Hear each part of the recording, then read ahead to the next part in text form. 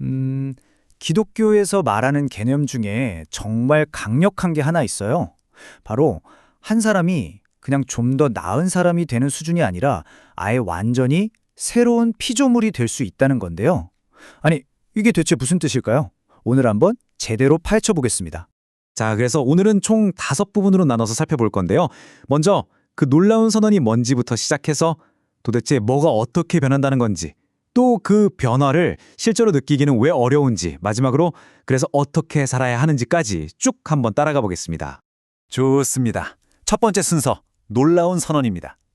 과연 새롭다는 게 무슨 뜻인지 여기서부터 시작해보죠. 고린도후서 5장 17절이죠. 누구든지 그리스도 안에 있으면 새로운 피조물이라 이전 것은 지나갔으니 보라 새 것이 되었도다. 여기서 중요한 건요. 이게 그냥 시적인 표현이나 비유가 아니라는 거예요. 이건 한 사람의 정체성에 대한 그야말로 명백한 사실을 선포하는 거다. 이렇게 이야기합니다. 그러니까 새로운 피조물이라는 게 내가 노력해서 더 나은 버전의 내가 되는 그런 자기개발 같은 게 아니라는 거죠. 그게 핵심이에요.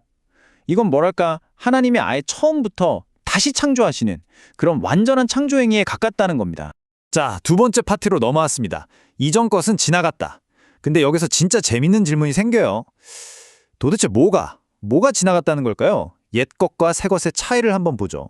여기서 말하는 옛사람이 그냥 예전의 나쁜 습관 정도를 말하는 게 아니에요. 그보다 훨씬 근본적인 개념입니다. 보시는 것처럼 아담에게 속해서 죄의 지배를 받고 결국 심판 아래 놓인 상태, 바로 그 근본적인 소속 자체가 옛사람인 거죠. 그런데 이게 그리스도에게 속해서 은혜 아래 있고 의롭다고 인정받는 새 사람으로 완전히 대체된다는 거예요. 정체성 자체가 바뀐다는 선언이죠. 세 번째 이야기입니다. 새로운 창조의 과정. 아니 근데 이렇게 엄청난 변화가 대체 어떻게 가능한 걸까요?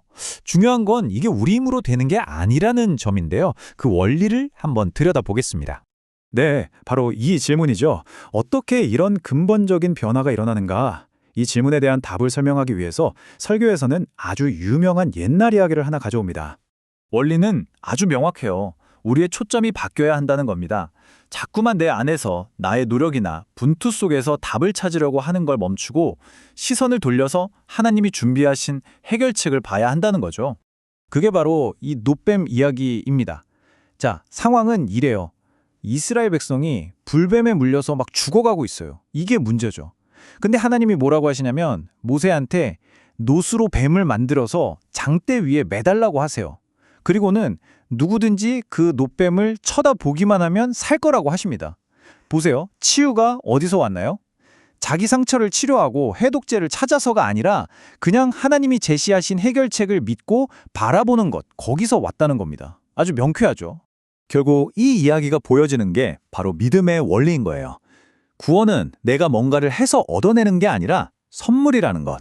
그리고 그걸 받으려면 내 자신한테서 눈을 떼야 한다는 것. 즉, 믿음이란 건 내 노력이 아니라 하나님의 일, 바로 그리스도를 바라보는 것이라는 거죠.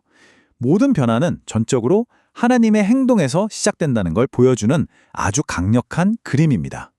자, 이제 네 번째 파트인데요. 아마 많은 분들이 가장 공감하실 만한 그리고 가장 현실적인 질문이 아닐까 싶습니다. 바로 신자들이 겪는 역설에 대한 이야기입니다. 바로 이 질문이죠. 내가 새로운 피조물이라면 왜 나는 여전히 옛날 습관, 약점, 죄랑 이렇게 힘들게 싸우고 있는 거지? 정말 많은 분들이 이 딜레마를 겪으실 거예요. 선포된 진리와 내가 느끼는 현실 사이의 간극, 바로 그 문제입니다. 이 지점에서 설교는 아주 중요한 구분을 합니다. 뭐냐면 내가 경험하는 나의 연약함, 이거 진짜 현실 맞아요. 부정할 수 없죠. 하지만 나에 대한 하나님의 선언, 그게 더 큰 현실이라는 겁니다. 내 경험보다 하나님의 선언이 더 실제적이라는 거죠. 그래서 이 역설을 어떻게 다뤄야 하는가에 대해서 이 오래된 격언이 아주 좋은 지침이 됩니다. 자신을 한 번 보라. 그러나 그리스도를 9번 보라. 결국 핵심은 시선을 바꾸는 거예요. 내 약점을 부정하라는 게 아닙니다. 인정해야죠. 하지만 거기에만 머물러선 안 돼요. 계속 씨름하는 내 모습이 아니라 이미 모든 것을 완성하신 그리스도를 더 바라보는 겁니다. 내 감정보다 하나님의 선언을 더 신뢰하는 거고요. 제일 중요한 건 예전의 나라는 위치에서 내 결점을 보는 게 아니라 이미 새로워진 나의 위치에서 나의 결점을 다루기 시작하는 것. 바로 이 관점의 전환이 핵심입니다. 자, 이제 마지막 파트입니다. 새로운 존재로 살아가기. 그럼 이 모든 걸 종합해 볼 때 우리는 궁극적으로 자신과 세상을 어떻게 봐야 할까요? 이걸 이해하는 게 중요한데요. 우리는 지금 두 시대가 겹쳐 있는 아주 독특한 시간 속에 살고 있는 거예요. 보세요. 죄로 망가진 첫 번째 창조의 세계. 그 영향력이 여전히 남아있죠. 하지만 동시에 그리스도를 통해 이미 시작된 새로운 창조의 세계가 있다는 겁니다. 아직 완성되진 않았지만 이미 시작된 거죠. 그리스도 안에 있는 사람들은 바로 이 새로운 창조의 현실에 발을 딛고 서 있는 겁니다. 그래서 궁극적으로 우리가 붙들어야 할 메시지는 바로 이겁니다. 우리는 뭔가 계속 고치고 수리해야 하는 리모델링 프로젝트가 아니라는 거예요. 우리는 이미 그 최종적인 모습이 보장된 말 그대로 새로운 창조물입니다. 바로 이 사실에서 오는 깊은 희망과 흔들리지 않는 안정감, 이게 핵심인 거죠. 자, 그래서 마지막으로 이 질문을 한번 스스로에게 던져보면 좋겠습니다. 만약 이것이 사실이라면 이 진리가 오늘 나 자신을 바라보는 방식을 어떻게 바꿀 수 있을까? 결국 이 새로운 피조물이라는 개념은 저 멀리 있는 미래의 이야기가 아니에요. 바로 지금, 오늘 여러분이 스스로를 어떻게 대하고 바라볼 것인지에 대한 이야기라는 것.